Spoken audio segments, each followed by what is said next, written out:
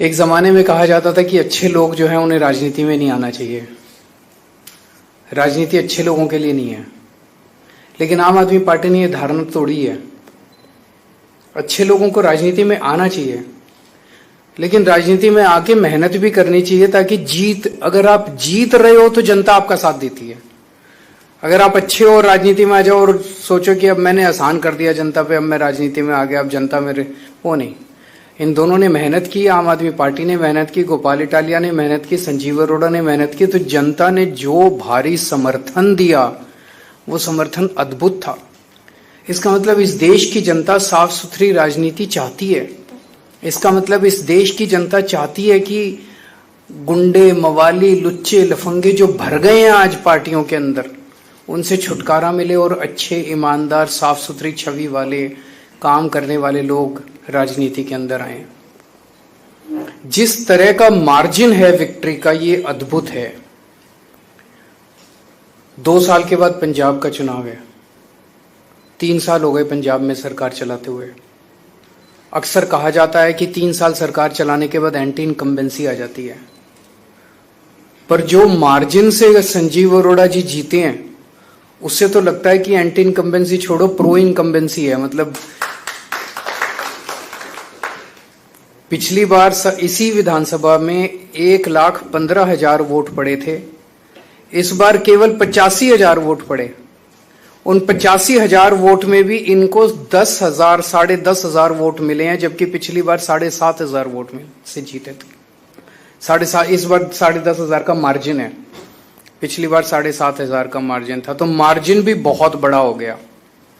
तो इसका मतलब लोग पिछली बार से ज्यादा समर्थन देने जा रहे हैं, पिछली बार से ज्यादा समर्थन दे रहे हैं, थापी दे रहे हैं, पीठ थपथपा रहे हैं लोग। बहुत अच्छा काम कर रहे हो, आगे बढ़ो, बहुत अच्छा काम कर रहे हो, आगे बढ़ो। ऐसा अक्सर राजनीति में देखा नहीं जाता है। तो मैं मान साहब को बहुत बहुत बधाई देना चाहता हूं, आम आदमी पार्टी की सरकार को बहुत बहुत बधाई देना चाहता हूं। जिस तरह से आम आदमी पार्टी की सरकार पंजाब में काम कर रही है, ऐसा लगता है पिछली बार 92 सीट आई थी, इस बार 100 पार तो करनी चाहिए और ज्यादा मार्जिन से करनी चाहिए। जिस तरह से गुजरात के अंदर और पंजाब के अंदर, एक और बड़ी बात है, पंजाब में नशे के खिलाफ जो युद्ध छेड़ा गया है, मैं समझता हूं जितनी आशीर्वाद हमें गांव-गांव से, छोटे छोटे परिवारों से मिल रहे हैं, जिनके बच्चे नशे के अंदर डूब गए थे, वो नशे में बाहर आ रहे हैं, वही आशीर्वाद हम लोगों को तरक्की देता है। ऐसा नहीं कि पूरे देश में केवल पंजाब में नशा है। दिल्ली में बहुत नशा बिक रहा है, हरियाणा में बहुत नशा बिक रहा है, गुजरात में बहुत नशा बिक रहा है, गोवा में बहुत नशा, में कहीं चले जाओ देश के अंदर खूब नशा है।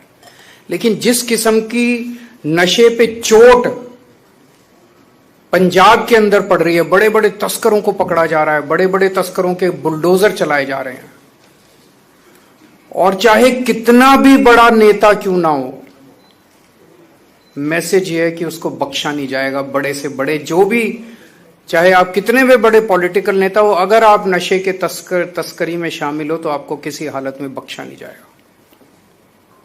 वो लोग जिन्होंने पंजाब को नशे में धकेल दिया था, सबसे पहले पंजाब में नशा लेके आए थे, उनकी, जब वो लोग मंत्री थे दूसरी पार्टियों के, वो लोग मंत्री थे, अपनी गाड़ियों के अंदर नशा, सरकारी गाड़ियों के अंदर लेके और पूरे पंजाब में डिस्ट्रीब्यूट किया करते थे घर घर में। जब वो सरकारी मंत्री थे, अपने घर में इंटरनेशनल स्मगलरों को रखते थे। लेकिन आज पंजाब के अंदर प्रो पीपल आम आदमी पार्टी की सरकार है, ईमानदार सरकार है। चाहे कितना भी बड़ा आदमी क्यों ना हो, कितना भी शक्तिशाली आदमी क्यों ना हो, किसी को बख्शा नहीं जाएगा। ये मैसेज पंजाब के अंदर, और पंजाब के लोगों को ये पसंद आ रहा है जो इन्होंने आम आदमी पार्टी की लखनऊ पश्चिम की सीट से जिता के लोगों ने बताया। गुजरात के लुधियाना पश्चिम की सीट से सॉरी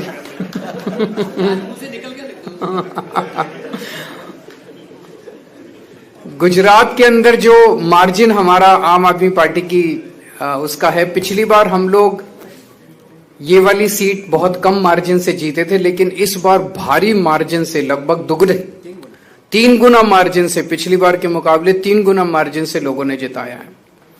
ये दिखाता है कि गुजरात की जनता त्रस्त हो चुकी है। मैं अभी गुजरात गया था जब आखिरी बार चुनाव प्रचार के लिए, तो गुजरात सरकार में काम करने वाला एक मंत्री मिला मुझे, उनका मंत्री बीजेपी का। मुझे कहता है, सर पूरी गुजरात की जनता बीजेपी के शासन से, 30 साल के शासन से त्रस्त हो चुकी है बुरी तरह से, उन्हें हराना चाहती है। लेकिन बीजेपी की ऐसी पकड़ है पूरे प्रशासन और पूरे सिस्टम के ऊपर, पता नहीं ये हो पाएगा कि नहीं हो पाएगा। मैंने उसको कहा, भाई एक ही चीज है, ये जनतंत्र है, और जिस दिन जनता खड़ी हो जाए उस दिन बड़े बड़े सिंहासन डोल जाते हैं। तो मैं समझता हूं कि गुजरात की ये जीत आने वाले गुजरात के 2027 के चुनावों की तरफ इशारा है। ये दिखाता है कि गुजरात की जनता एक तरफ बीजेपी से त्रस्त हो चुकी है, दूसरी तरफ आज तक उनके पास विकल्प नहीं था 30 साल में।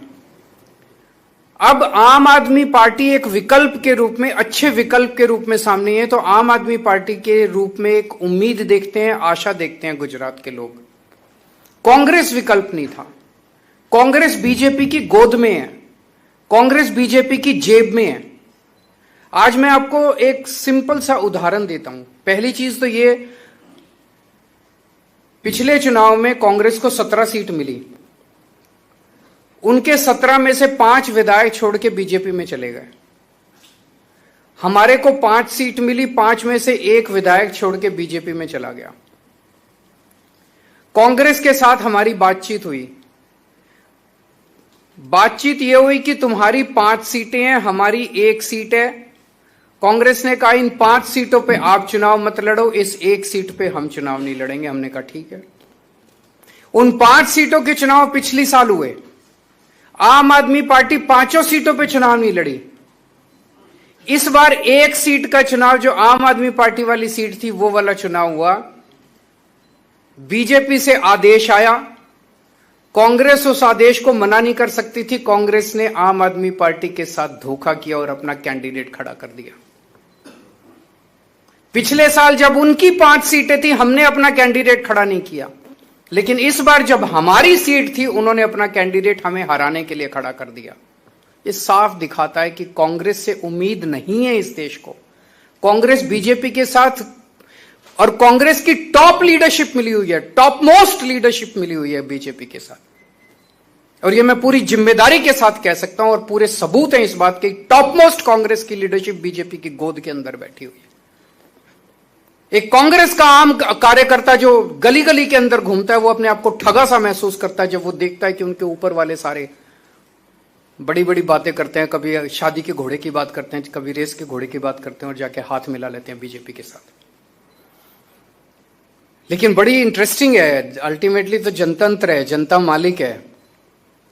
वो 5 सीटें हमने छोड़ दी, फिर भी वो हार गए कांग्रेस वाले। उन्होंने 1 सीट हमारी नहीं छोड़ी, वो भी हम जीत गए। कांग्रेस के लड़ने के बावजूद हम जीत गए। तो जनता भी अब धीरे धीरे कांग्रेस को, और ये दोनों पार्टियां इकट्ठे होकर लड़ रही हैं, ये क्या दिखाता है? ये एक सिस्टम है। आम आदमी पार्टी कांग्रेस और बीजेपी से नहीं लड़ रही, आम आदमी पार्टी इस व्यवस्था से लड़ रही है। ये दोनों पार्टियां एक ही सिस्टम है, और वो सिस्टम है सत्ता से पैसा, पैसे से सत्ता। सत्ता हासिल करो, खूब पैसा कमाओ, फिर शराब बांटो, दारू बांटो, पैसे बांटो, साड़ी बांटो, बर्तन बांटो, और चुनाव जीत जाओ, और फिर चुनाव जीत के फिर पैसे कमाओ, और फिर चुनाव में पैसे बांटो। सत्ता से पैसा, पैसे से सत्ता, ये सिस्टम है इनका। इस सिस्टम के खिलाफ आम दोनों पार्टियों का एक एक सिस्टम है। और आप देखोगे कभी इस पार्टी का इधर, इस पार्टी का उसमें, उस पार्टी का इधर, पता ही नहीं चलता कौन किस पार्टी में। यशोदान जी बता रहे थे, पिछले 7-8 साल में कांग्रेस के 70 गुजरात के बड़े नेता, 70 कांग्रेस के बड़े नेता जो है बीजेपी में शामिल हो गए। क्या बचा? वो तो बीजेपी कांग्रेस ही बन गई। तो केवल और केवल आम आदमी पार्टी देश के लिए लड़ रही है, गुजरात के लिए लड़ रही है, पंजाब के लिए लड़ रही है, भारत के लिए लड़ रही है, इस सिस्टम से लड़ रही है। और ये सारी पार्टियां एक ही सिस्टम का हिस्सा है। मैं जनता को बहुत बहुत धन्यवाद देता हूं कि वो आम आदमी पार्टी में उनका विश्वास है। सभी कार्यकर्ताओं को बहुत बहुत बधाई देता हूं इस शानदार जीत के लिए, और मैं उम्मीद करता हूं कि ये गुजरात और पंजाब के दोनों चुनाव सेमीफाइनल साबित होंगे। आने वाले 2027 के पंजाब के विधानसभा चुनाव में हम 100 से ज्यादा सीट लाएंगे और गुजरात के अंदर आम आदमी पार्टी अपनी सरकार बनाएगी। बहुत बहुत शुक्रिया। बहुत बहुत धन्यवाद। अब मैं इस कार्यक्रम की समाप्ति की ओर जाऊंगा। उससे पहले मैं आप सब लोग